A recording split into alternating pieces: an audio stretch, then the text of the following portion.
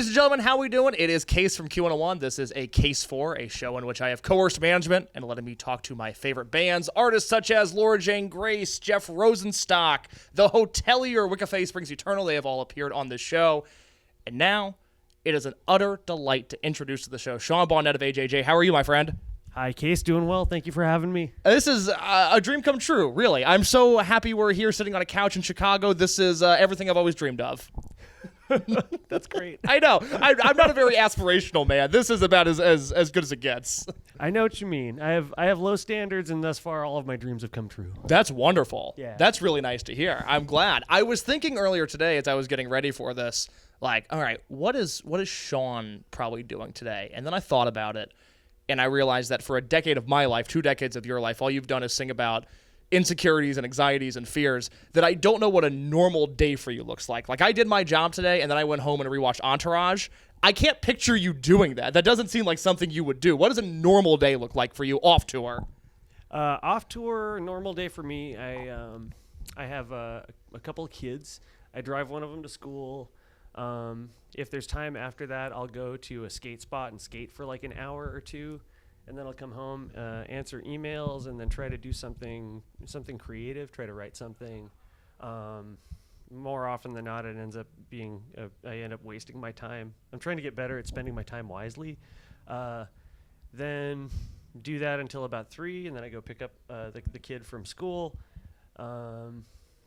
drive home, and then we try to do something fun around, and then make dinner. And then I try to have both of those little goblins in bed by 7, and then. And how's that going? It works out pretty well. Good. Yeah, they like to draw at night, and I'm trying to encourage that kind of stuff, especially right before bed. Your brain gets kind of squirrely, and It's true. Yeah. Good. How are you sleeping? Are you sleeping okay? I sleep bad. I sleep. I love the night. I like to stay up and once again just kind of putz around until try to write a song or something. And so I end up going to bed around midnight if I'm good, and then usually around like 5:30 or 6, one of the goblins wakes me up, and then I get up and make them breakfast. And I've never heard lately it's been about 5 hours of sleep for the last 2 or 3 years, and I'll get to sleep more later, I think, when they get a little bit older and they start to realize that it's fun to sleep in. Oh yeah, they're not at that age yet though. Not yet, no. They're so excited for every day. They're going to find out at some point, Yeah, sleep as long as you can. You were telling me just a second ago, you're on tour with Say Anything right now. A tough start to the tour. What happened in New Mexico? Well, I hit a deer. A deer hit me and hit our van, and ended up knocking the fender off of one of our, like, the wheel cover off of our trailer and blowing that tire out. Sadly, the deer passed away. Then a couple days later, we blew out another tire. So we're rolling on some fresh tires now. We went to discount, and we got the warranty and everything. That's what I like to hear. To start the tour, though, it felt like a years-long travel, and so now I just kind of have no concept of what time is anymore. It's great. How's the tour been otherwise? Everything good with Say Anything? Really good. I like the bands a lot. I like the crew.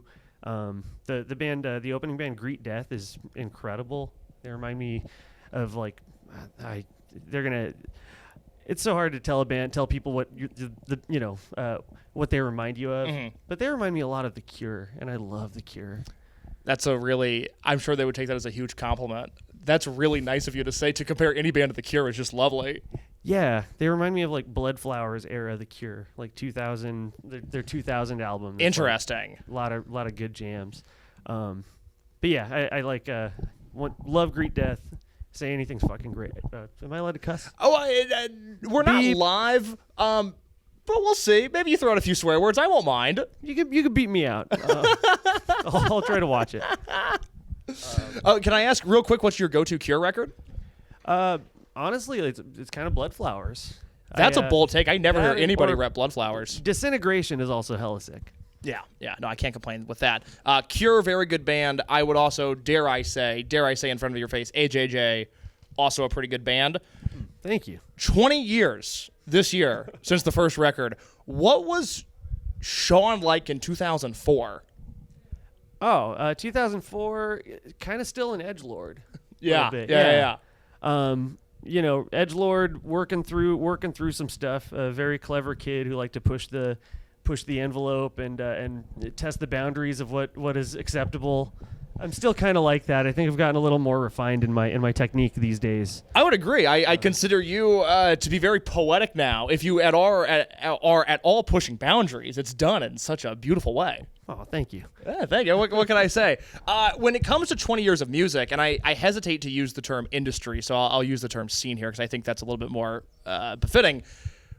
In the 20 years you've been on the road, making albums, doing whatever, what is the biggest change in the scenes you've inhabited that has surprised you the most? Like, think back to 20 years ago, and it's like, oh, well, physical media is almost gone, or, oh, crowds are like this now, or whatever. It just feels like that's a long time when you've been embedded in these scenes for so long now that I would imagine there's been some pretty extreme changes. Yeah. Oh, lots of them. I mean, you could make an entire podcast about what has changed from then to now. But my favorite Let me write that down. That's good. My favorite change for sure has been the fact that kind of genre has been what's the word? It's not as important as it used to be. Like, people, like especially young people, are happy to embrace kind of every genre that they want to in their music and what they make and what they enjoy. It's all kind of like I would even call it like post cringe. Like, people are happy to like what they like. There's no guilty pleasures anymore. There's no like outlawed influences. It's just kind of people making the music that they want to make, regardless of how like it might appear. It's just fully about what people feel. Like, it's all just kind of melting together. It's awesome. Post cringe is nice. I like that. Thanks. That's a really good way of saying that. Does it bother you that people still lead with calling AJJ a folk punk band, that you've just been grandfathered into that genre? It couldn't bother me anymore. If it bothered me, I guess it would probably destroy me.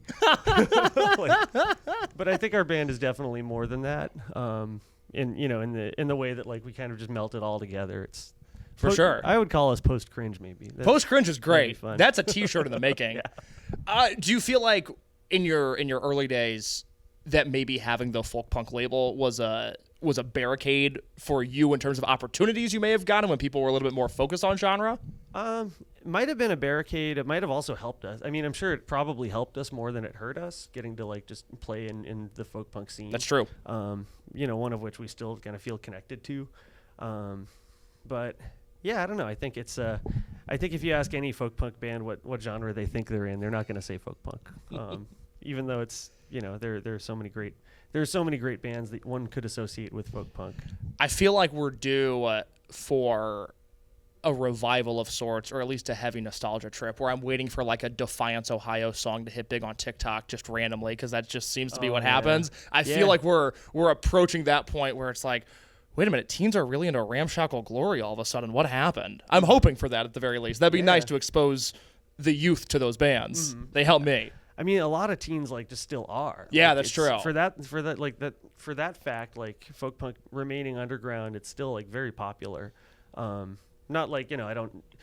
Besides, a couple people haven't really broken through the TikTok envelope, but if it was like a full scale, like kind of the way that emo revivals happen. Yes, exactly. Right now, there's like a screamo revival. We just saw Orchid a couple nights ago. How was Brooklyn. that? So sick. Yeah, I would like them to. I forget if they're coming to Chicago when it's sold out, or if they're. I don't think they're coming to Chicago. I would like to see them, and I would like Orchid come here. I would like to see that. Yeah, you should check that out if they do come. That was good. Yeah, that's what I like to hear. Yeah, Gel was also pretty sick. Oh, they're lovely. Yeah. What are you into right now? Because if we're post cringe, like your sound, it's hard to say there's 7 or 8 other bands, or even 2 or 3 that sound like you guys right now. So when you're listening, especially to contemporary music, what are you listening to right now? Well, today, this record that I've been listening to for the past couple of years finally just came out. The guy that produced our latest album, Disposable Everything, is this guy named David Yurkovic, and he made an album under the name Deep Dream with 2 E's. And he finally put that album out today. But it's for the past couple of years, it's been incredibly influential to me and to kind of David's whole circle of friends that he's shared it with. So check out Really Deep by Deep Dream, Dream with 2 E's. You won't regret it. It's shockingly beautiful music. What else have I been listening to? I don't know. I listen to a lot of old stuff. Okay. I like 70s Bowie still. Really, still. Let me just open up my Flip thing. open the old streaming service. Yeah, I love talking music, but I also, whenever put on the spot, it's like when you walk into a record store. Can I say, sorry to look over your shoulder and look at your phone, can I say the record that popped up on your phone when you pulled up Spotify just now? What was it? It was one of yours. Oh, yeah, because I was looking up, my friend had a question about one of our old songs for a book he's writing, and I just had to pull up a title and be like, let's just call it that one. It was the reissue of Candy Cigarettes and Cap Coats. Yeah. I was not expecting that. Yeah. Let's see. What have I been listening what to? else are you listening to? Besides my own first record that I disavow. Let's see. I've been listening to the DJ Mr. Green's collaborative record with Lee Scratch Perry called Super 8 versus Open Door, or Super 8 versus Mr. Green Open Door. It's really cool. Wow, that's a mouthful. KMFDM's Extort EP from 1995. That's one that I checked out at the library when I was a kid, and still kind of some of my favorite industrial music. Oh man, as a kid, I checked out Nickelback CDs from the library. I feel like I did that wrong. I checked out a bunch of stuff like that too.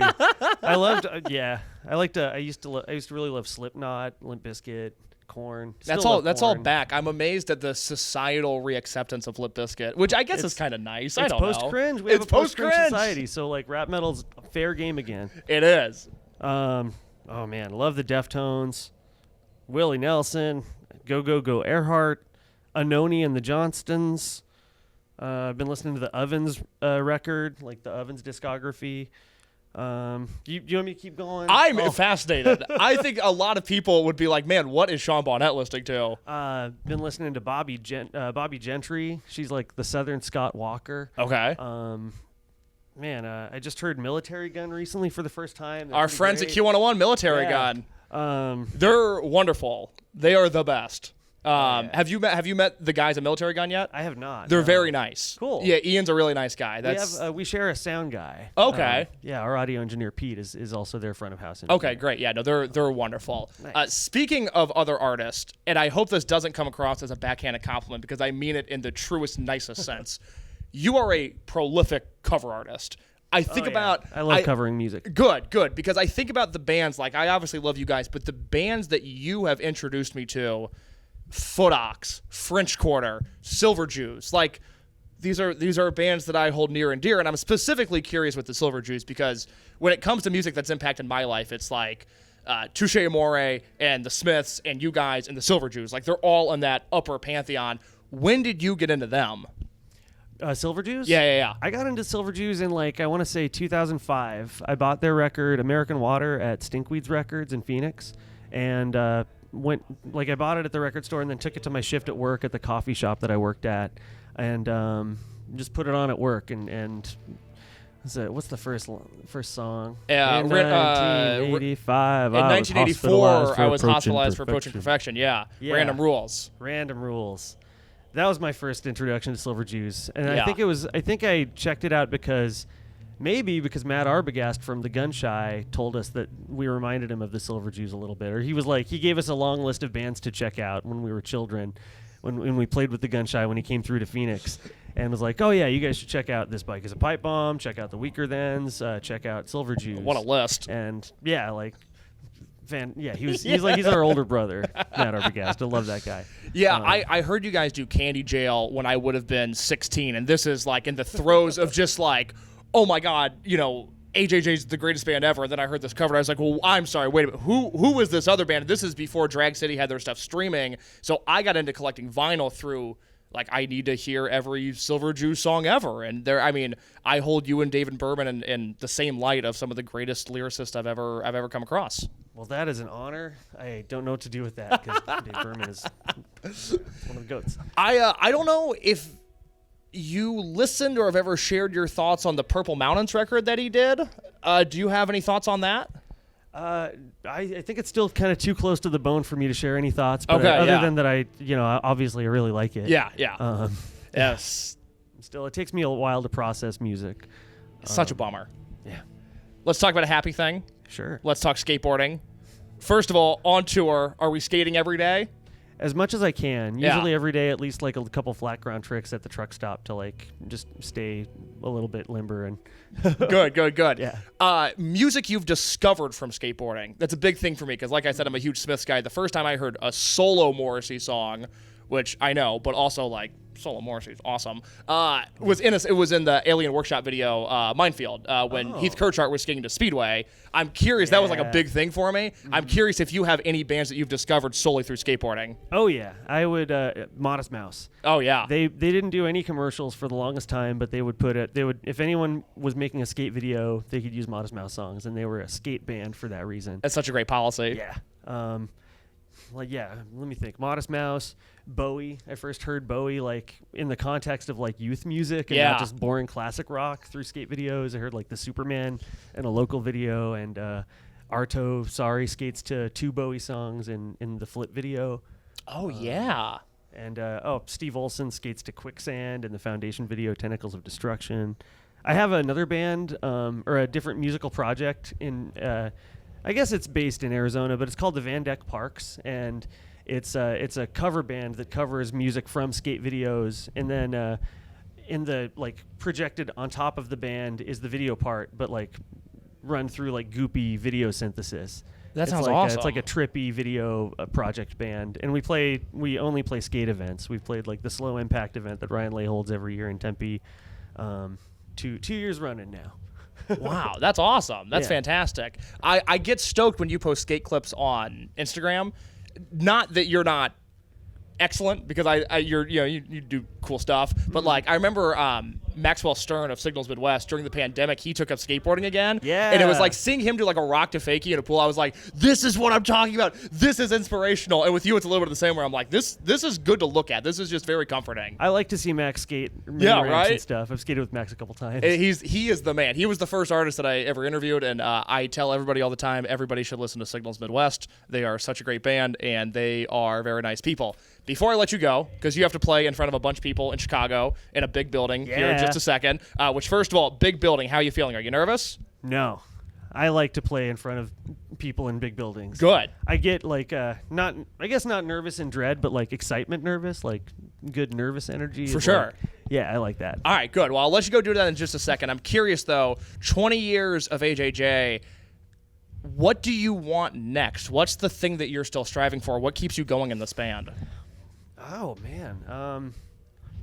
I mean, really, it's just kind of the songs. Like, it's getting to make new records with our collaborators, and just trying to push that art that we make as much forward as we can. Even now, you still have the desire to write new stuff and create new stuff. You don't think you'll ever lose that? I hope not. Like, I don't. Yeah, if we don't want to make new stuff anymore, I think we would probably call it. But yeah, it's like, I don't know. Talking back to our producer friend David, he's just like, before you make a new record, you have to get yourself in the mentality of like, F that last record. Like, we're gonna destroy that last record we made, and like I still try to adopt that mentality. I love it. Yeah. I love it. Well, I'm glad you're still making music. I hope you continue to do so. Before we go, is there anything you would like to plug? Oh, yeah. I mean, do what you can to free Palestine. Try to become like some sand in the gears of that death machine as much as you can. Go buy a U-lock and lock up a bank or something. Just don't get caught. Wise words from Sean Bonnette. I am Case from Q101. You can follow me on Instagram @_Case Lowe. That is CASELOWE. New interviews every Monday with cool bands. If you like AJJ, check out the Jeff Rosenstock interview, the Laura Jane Grace interview. Like I said, the Hotelier interview, Wicca Phase, Militarie Gun. They're all there. A bunch more cool stuff coming soon on Q101's YouTube channel. Sean, thank you again, man. Thank you, Case.